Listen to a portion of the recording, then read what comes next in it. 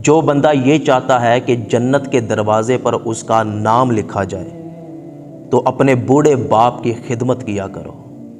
حدیث مبارکہ میں آتا ہے کہ باپ تیری جنت کا دروازہ ہے، اگر تو اس کی خدمت کرے گا، اس کی فرما برداری کرے گا تو جنت کے دروازے پہ تیرا نام لکھ دیا جائے گا۔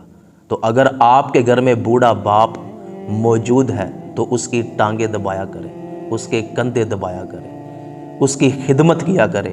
اگر آپ آج اپنے بوڑھے باپ کی خدمت کرو گے تو کل جب تم خود بوڑھے ہو جاؤ گے تو اللہ پاک تمہیں ایسی فرما بردار اولاد عطا فرمائے گا جو تمہارے بڑھاپے میں تمہاری خدمت کرے گی۔ ایک نوجوان تھا، اس کا بوڑھا ضعیف باپ تھا۔ وہ نوجوان جب کام سے واپس آتا تو اپنے باپ کی خدمت میں مصروف ہو جاتا۔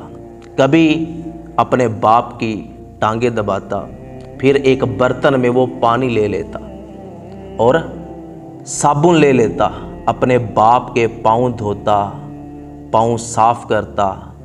اس کے بعد وہ اپنے بوڑھے باپ کے کندھے دباتا، اس کی خدمت میں مصروف رہتا۔ کچھ عرصہ گزرا تو باپ کا انتقال ہو گیا۔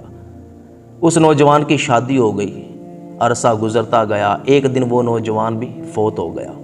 تو بیوی نے خواب میں دیکھا کہ اس کا شوہر جنت کے باغوں میں سیر کر رہا ہے۔ بیوی نے پوچھا کہ اللہ پاک نے تیرے ساتھ کیا معاملہ فرمایا ہے؟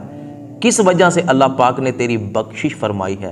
اللہ پاک کو تیری کون سی نیکی پسند آئی ہے؟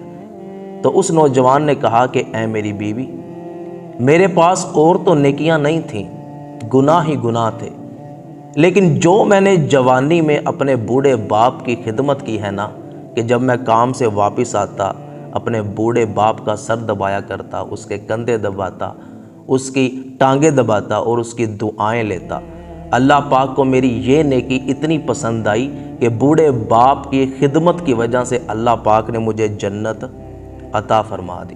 تو اگر آپ کا باپ زندہ ہے تو ابھی خدمت کر لو، کچھ عرصے بعد یہ فوت ہو جائیں گے، پھر خدمت کا موقع نہیں ملے گا۔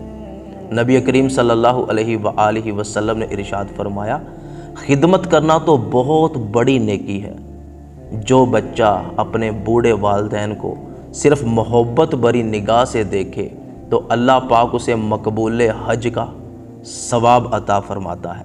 تو بوڑھے باپ کی خدمت کیا کریں۔ یہ وہ باپ ہے کہ جس نے تیری خاطر بڑی مصیبتیں اٹھائی ہیں، تیری خاطر بڑی اذیتیں برداشت کی ہیں، آج وہ بوڑھا ہو گیا ہے تو تجھ پہ لازم ہے کہ اپنے باپ کی خدمت کر۔